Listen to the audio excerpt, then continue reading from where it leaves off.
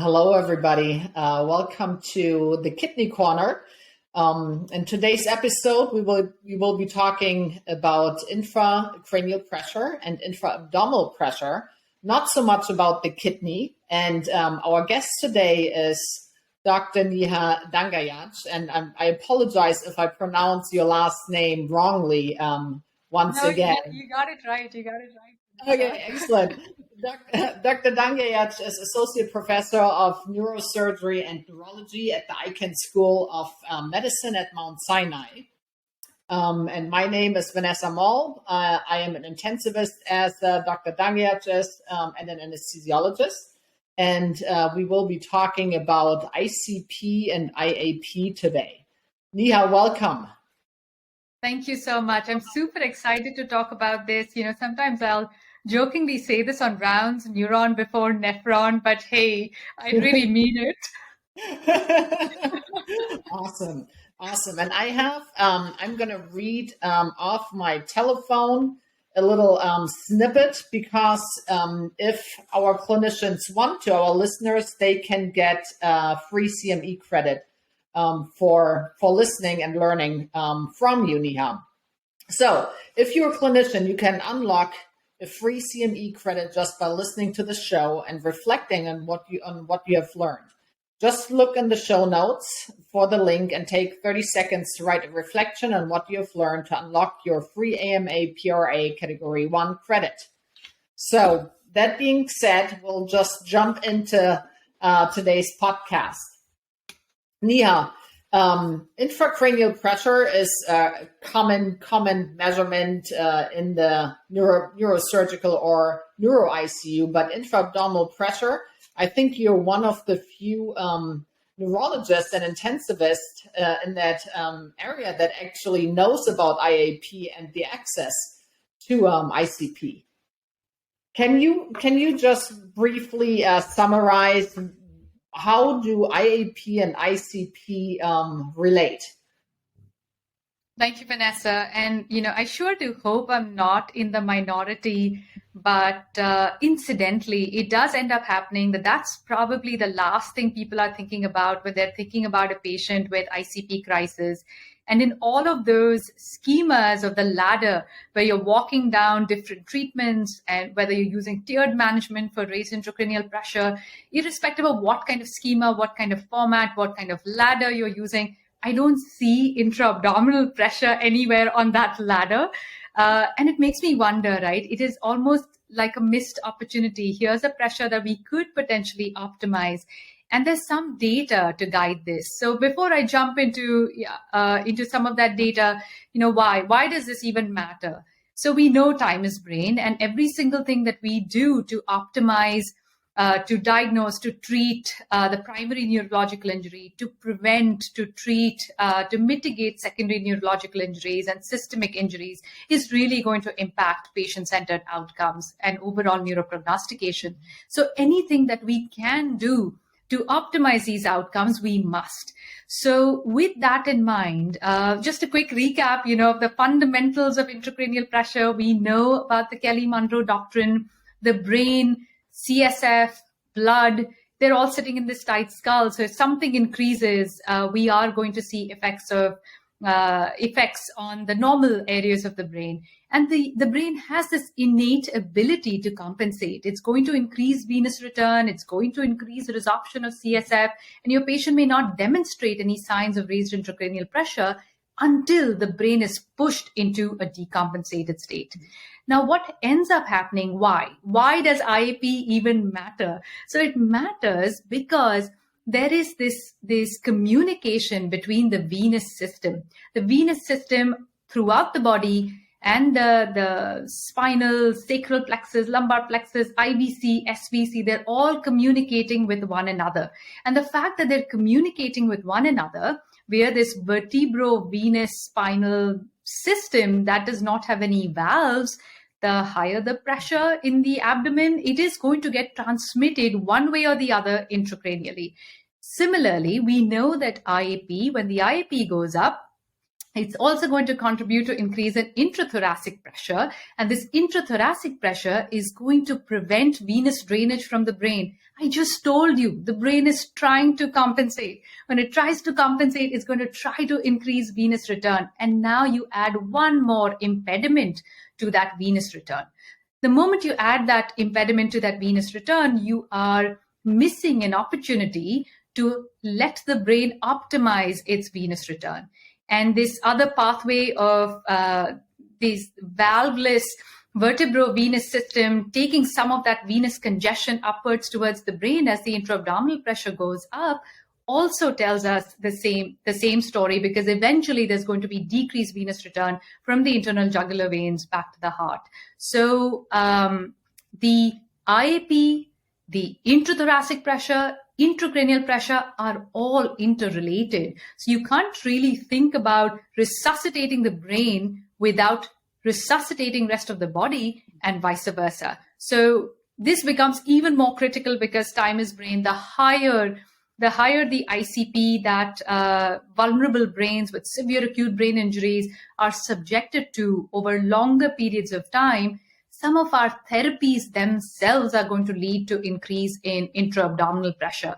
So whether it's hyperosmolar therapies, volume overload, or massive transfusion protocols in that patient with polytraumas, along with severe TBI, and this concept of multi-compartment syndrome and then trying to optimize. So if you're behind in trying to resuscitate the brain, and you're adding all of these different therapies only with one goal, but forgetting rest of the body, it's not really going to help our patients.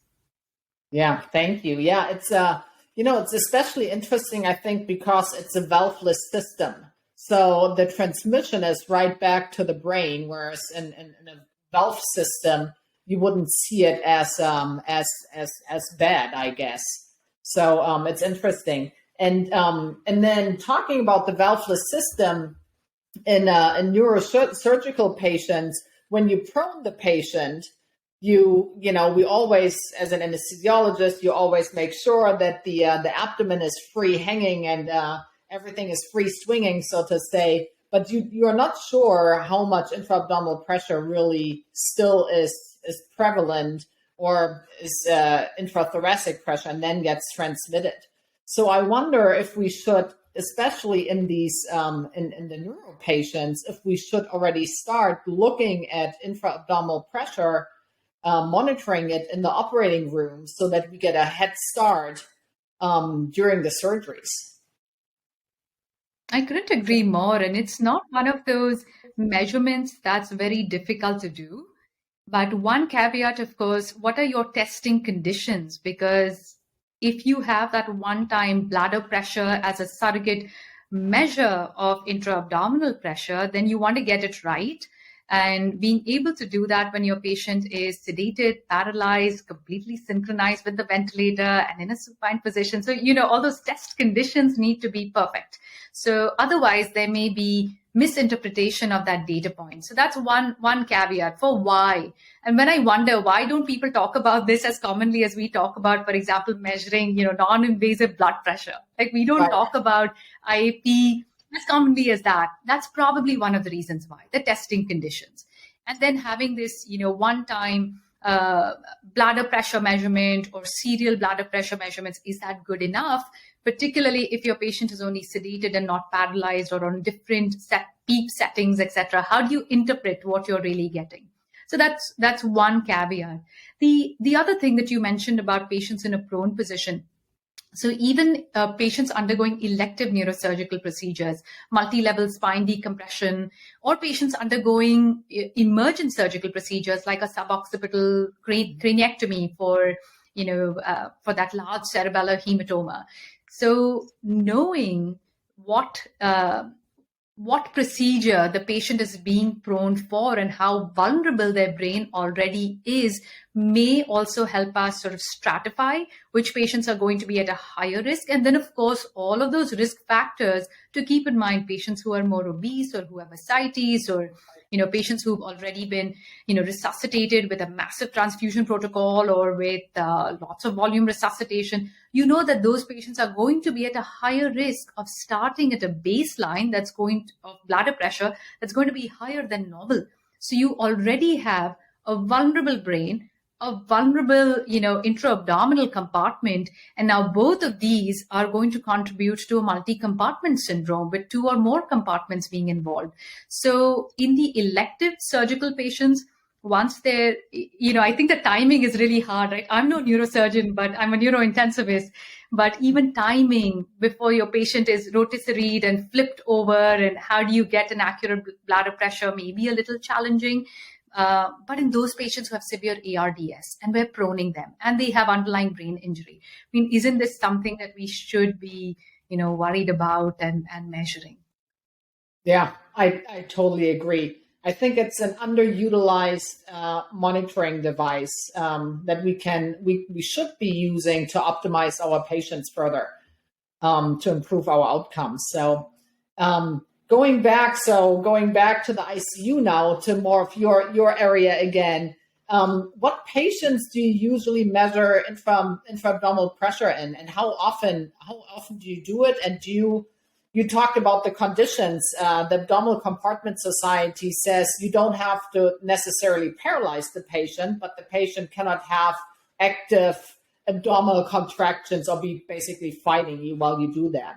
So, but what are your conditions, and how do you talk your team into IAP measurements? How often do you do it, and do you have a checklist of who you do it in? Is there specific patient population that you always do it, and others you might omit it? I'm so glad you used the phrase, how do you get your team to do this, right? So because the data and literature on IAP and ICP associations is not as robust as we would like it to be, and that's probably one of the reasons why IAP hasn't made it to the ladder of ICP management.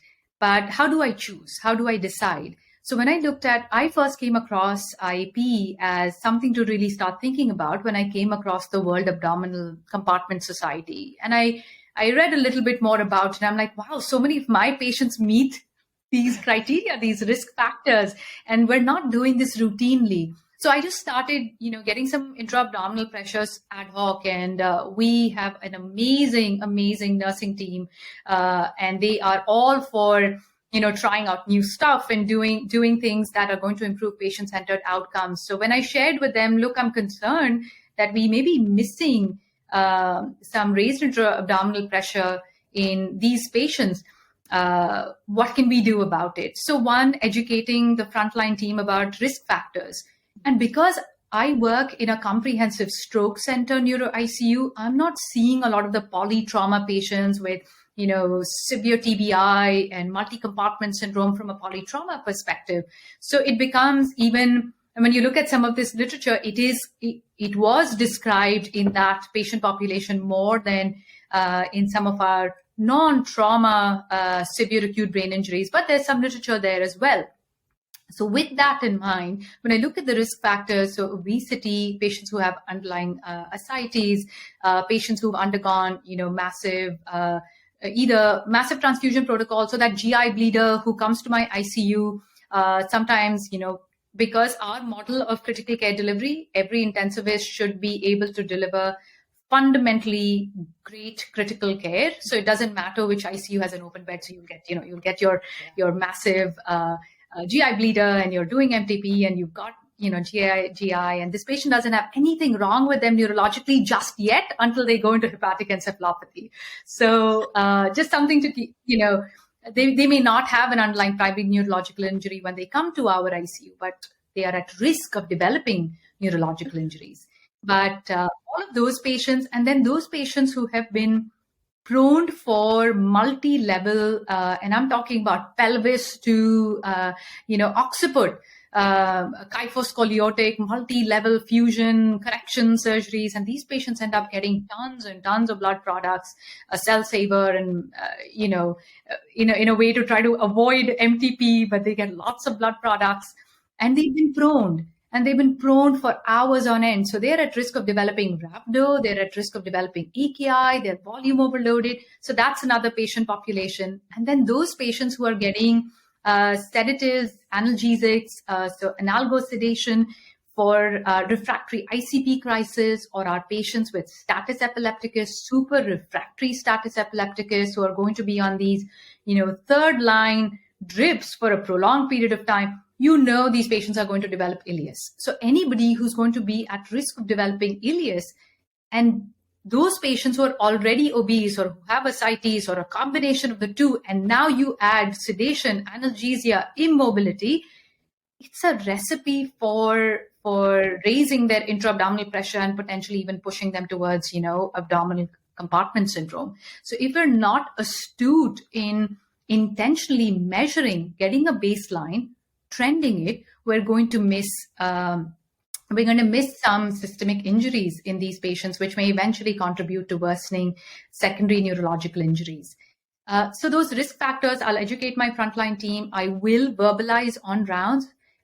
Please get a baseline bladder pressure, and then we can trend it depending upon the patient's clinical trajectory. For those patients in who have refractory ICP crisis, and I want to use IEP as a potential modifiable target to reduce raised intracranial pressure crisis. In those patients, I'll ask for bladder pressures, Q4 to 6 hours, so maybe twice a shift for that 12-hour shift. So getting that Q4 to 6 hours and making sure that I'm aware of what the testing conditions were. I agree with you, Vanessa, not every patient is going to be paralyzed, but as long as they're well synchronized with the ventilator, they're not very agitated when you're performing this IEP measurement, you can get a relatively accurate bladder pressure assessment. Yeah. Interesting. Yeah. I think we are generally speaking, in the ICU, almost everybody has at least one risk factor for high IAP. Right. And so, yeah. And so I think we need to educate more and talk about it more. It's an underutilized measure. When you have a patient who actually has a higher intra-abdominal pressure and also high ICP, what are some interventions you would be doing? You will not do a decompressive laparotomy right away at the bedside, but you'll go through medical management before drastic measures. So what is your take us through your thought process, if you don't mind? No, certainly. So starting with some good fundamental critical care measures. Fluid stewardship, I think the 7D strategy of thinking about fluids, you don't want to give too much. If your patient's trajectory is going to tell you, are they in the resuscitation phase? Have you optimized them? Are they stable? Or is it time for evacuation? For somebody who's an active ICP crisis, I know that I'm going to need to use my hyperosmolar therapies, whether it's mannitol, whether it's hypertonic saline, and I use certain, lab measures like BMP Q6 hours, OSMS Q6 hours, osmolar gap, etc., to guide some of those therapies. And I know that some of those therapies are also going to contribute to some amount of volume overload. And does this patient have any other systemic injury along with refractory ICP crisis? A lot of these patients are also going to develop distributive shock, whether it's septic shock or whether it's distributive shock as a combination of, the sedative analgesic drips that you're using in these patients. Propofol is fairly good as a medication to try to reduce the cerebral metabolic demand, but hey, it causes a lot of vasodilatory effects as well, and your lever requirement is going to go up. And those just keeping that in mind as you're modulating some of these therapies. And we know that the gut perfusion, so as we're volume resuscitating our patients, as we're using these hyperosmolar therapies, how much gut edema is going to occur as a consequence as the rest of the body is also getting volume overloaded. So we know that the IAP is potentially going to rise as some of the consequence of the therapies that we need to reduce ICP. So getting a baseline measurement as you're walking up that ladder and thinking about, is there anything that can be neurosurgically decompressed or not? But at every step of the way, what sedative analgesic combination am I using? Is the patient having a bowel movement or not? And if they're not having a bowel movement, do they have bowel sounds? Something that I started doing more recently, I focused the abdomen to look at peristalsis in 4 quadrants. And then I'll point it out, look, that's poop moving, so that's good. So we typically have, one person on our ICU rounds dedicated to doing point of care ultrasound. So I'll have them, focused for peristalsis. So making sure that we're not just relying on bowel sounds, because it's so hard just to rely on bowel sounds to know whether your patient's gut is moving or not. And then advancing their bowel regimen. Something that I have adopted in my practice, which I don't have a lot of data for. So in these neurocritically ill patients, when they've not had a bowel movement for 48 to 72 hours, I don't just say, not as a knee-jerk reaction saying, just give them an enema. Because you never know. It's so hard to diagnose an SBO or a Ogilvie syndrome, pseudo-obstruction in these patients, because they are going to already be in a coma. They are not going to be able to tell you that my abdomen is hurting, and you're going to see abdominal distension as a consequence of various things that are happening, whether it's just benign gaseous distension. So I'll get a KUB. I'll look at how dilated their bowel loops are. And along with that IAP measurement, we'll know whether we need to help them move some of that, stool that is not moving as normally as it would have if we didn't have them immobilized and on sedative, analgesics, etc. So those are just some very basic things that you can begin to do. But as you notice the IAP rising, so a couple of things that I do want to point out. Even in those patients who do not have raised intra-abdominal pressure that meets criteria for intra-abdominal hypertension, so it's not 12 millimeters of mercury or higher in your critically ill patients, non-pregnant critically ill patients, and it's on consecutive measurements, you're getting 12 millimeters of mercury or higher, then it doesn't mean that only those patients will benefit from reduction of their intra-abdominal pressure.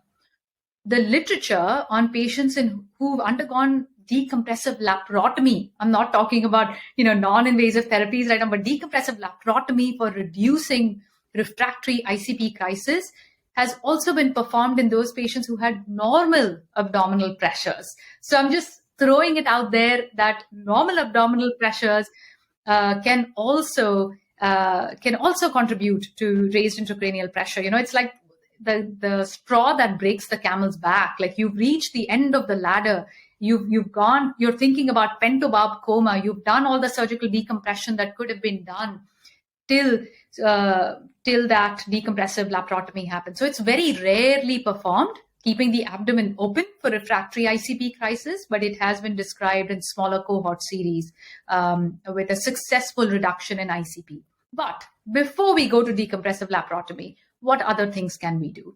So trying to be judicious in your fluids, being judicious in your use of sedatives and analgesic medications, improving your bowel regimen, making sure your patient has good bowel movements. Now, if you begin to notice a trend that the ICP is continuing to remain refractory, then sometimes I will make these patients NPO. I will use low intermittent grade wall suction to give the bowel some rest and decompress from above.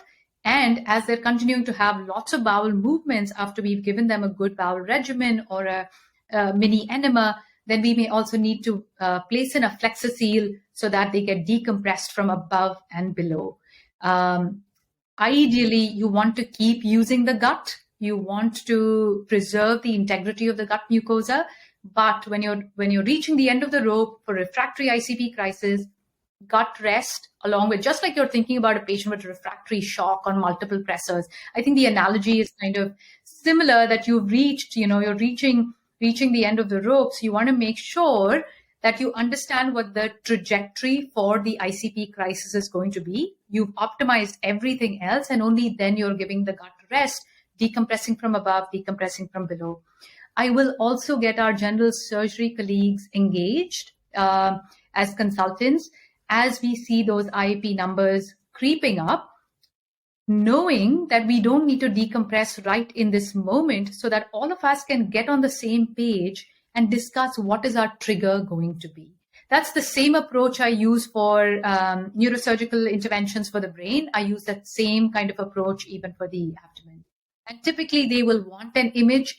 Often these patients will be going for a CT head. I will also throw in a CT abdomen pelvis and make sure they get pre-treatment for that ICP that is not elevated in this moment. By pre-treatment, I mean a bullet of hypertonic saline. So when they lay flat for their scan, they don't have an ICP crisis. Got it. Very good. Yeah. Excellent. Let me see what else I have on my list to ask you. When your nurses measure the intra-abdominal pressure, do you have educational sessions for nurses, or when residents come in? Do you talk about intra-abdominal pressure? And then you say you're measuring every 4 to 6 hours, which is what the WSEC says. What about continuous monitoring? And I'm bringing that up because you and I have talked about doing a study together, and the Acuon monitor measures continuously. How do you think continuous measurements? So I guess the question is twofold. One is education, and then secondly, how will continuous measurement further not only monitoring but also interventions? I think both of those are excellent. So I'll start first with the educational piece. The first step was for me to learn more about it. And I'm so grateful for social media and Twitter, right? And not Twitter in the form that it exists right now. I'm talking about the years preceding. I learned a lot, and I came across Manu Malbrain, the International Fluid Academy, the World Abdominal Compartment Society. I don't think I would have been thinking about this concept if I hadn't come across some of their work. And I don't know, unless I had a patient with, abdominal compartment syndrome, I don't think I would have gone and read the guideline statement or their educational, slide deck. So what I've ended up doing for my rounds, I will invariably, this happens, and people make fun of me. They know that there are some things that I will always bring up on rounds. The A2F bundle, high dose thiamine, I bring up IAP. Like, people know this, and it's like a running joke now. But with that in mind, just educating everybody that, look, this is not something we think about often, but being aware leads to the prevention of harm. So I think that is an important, this is an intervention that, this is a measurement that can help us avoid preventable harm, that can help us fix preventable harm. So that's how I position this. I almost think of this, the 7Ds, the A2F bundle, like these are all things that help us humanize the ICU. Now, here's a patient in a coma who's developing constipation, and they can't tell you that they're developing constipation, and it's very dehumanizing. And I think it's so both from a perspective of, yes, is the pressure becoming a pathological contributor, or is it stripping away the humanity of this person? So I think it's a very, it's a small measurement. It does take time, and I'm so grateful for our nurses who teach one another and who have. So one of our nursing educators, Golda Bohin Narti, I'll give her a shout out here, and our nursing manager Elka Riley. I mean, they're amazing, right? When I shared with them, look, I'm concerned that this may be something that we're missing in our patients, and I brought this up, a few years ago. They said, fine, there's always somebody on the nursing shift who knows how to do this. And with all the nursing turnover, They make sure that, they are also doing periodic in-services for other skills, including how to get this right. I will also, so not just in patients with refractory ICP crisis, but I also get intra-abdominal pressures in all patients with shock, because we're resuscitating them, and we're going to not be able to understand what is happening at the level of the integrity of the gut mucosa, and then translocation of bacteria, and we're not using their gut because they're on multiple pressors, and all the fluid that you're giving them, so on and so forth. So I think, it's just become part of my routine practice now. So because it's part of my routine practice, refractory ICP crisis, refractory shock, I'm going to get an IEP. Everybody knows that on my team now. So that's one piece. On the educational side, I think our trainees don't learn how to measure the IEP, but teaching them how to interpret the number, know what the test conditions is, go to the bedside when your bedside nurse is measuring it, so you learn how it's done right. So that's one piece about education. And then, continuous measurement. So my practice, I believe there are two kinds of intensivists. There are intensivists who don't need a lot of data, who can make really good judgment calls, and who are, less is more kind of intensivists. Like, I don't need that much data.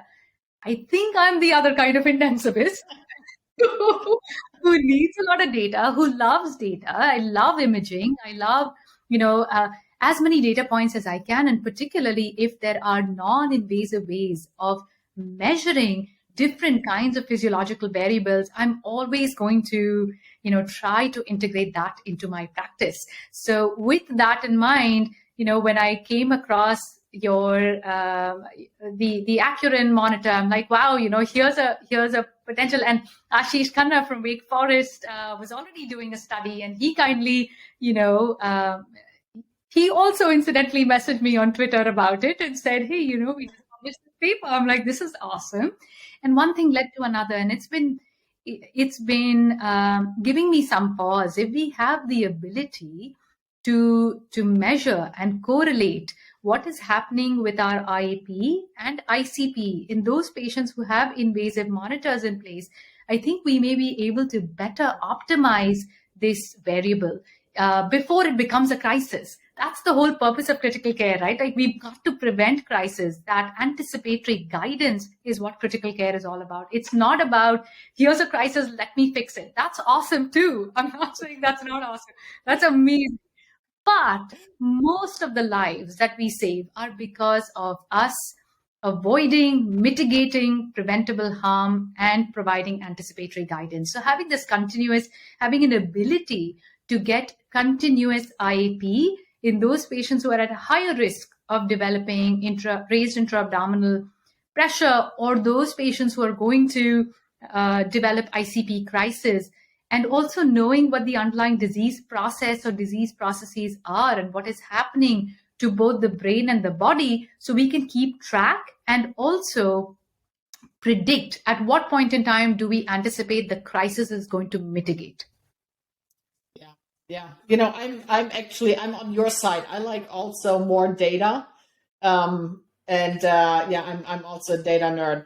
And I wonder if you have continuous monitoring available, shouldn't we be using it? I mean, if I have an A-line, I also will be using the A-line continuously. I will be using ICP continuously and not only do spot checks. Because what happens in the times in between, if we only measure something every 6 hours, what happens in the 6 hours we're not measuring it? What are we missing? And is there anything we can optimize? So I totally agree. More data, if it's good data, is great and gives us more information to make the right decision for our patients. Absolutely. And I hope, a lot of the data monitoring doesn't just remain within the realm of quaternary, tertiary referral centers, but we're able to make monitoring montages which are not cost prohibitive to low, middle income, resource limited settings. That should be the goal. So creating monitoring montages that help us deliver care, high fidelity delivery of care to settings that are resource limited. That's also one of the reasons why, what is the when I look at different different monitoring devices, imaging, etc., what is the least number of monitoring devices and data that we need to make a clinically sound decision to improve patient-centered outcomes? And what is that true, total physiological montage that you can think of for every single variable? For IAP, I almost feel like I wish we already had a way of doing this for a while, because even the interventions that you can make, to play devil's advocate, people may say, why not just do that anyway, right? Just do all the good, whether it's bowel regimen or minimizing your sedation, analgesia. I wish I could say that we're perfect at delivering, the A2F bundle, which is so evidence-driven that we're perfect at delivering this bundle. We're not. And with all the staffing shortages and new and staff turnover, can we create a patient-centered safety net? And perhaps in technology lies the answer for creating that patient-centered safety net, where we can help the frontline team members not miss something that which they don't know. So that's one of the reasons why I love monitoring. I think technology can help us deliver compassionate care. Yeah, no, I agree. And it will give, if we automate the monitoring, it will give us more time back to our patients. So, absolutely. Yeah, totally agree. Well, Neha, thank you so much. I think these are great sort of last words. And I especially want to agree with you on that. We need to make technology and monitoring available also to low and middle income countries, and it needs to be available to everybody, no matter where you're from and what hospital you are in. So the equity in healthcare is extremely important to me as well. So I appreciate you brought that up. Absolutely. Democratization of technology, making it accessible so everybody, no matter where they are, get the excellent care they need. Yeah, couldn't have said it better. Thank you so much, Neha. Thank you for being on the show. It's always a pleasure talking to you, and I'm sure we'll be texting and talking very soon again. Absolutely. Thank you so much for having me. I had such a great time. Thank you. Thank you, Neha. Have a good day. Bye-bye. You too.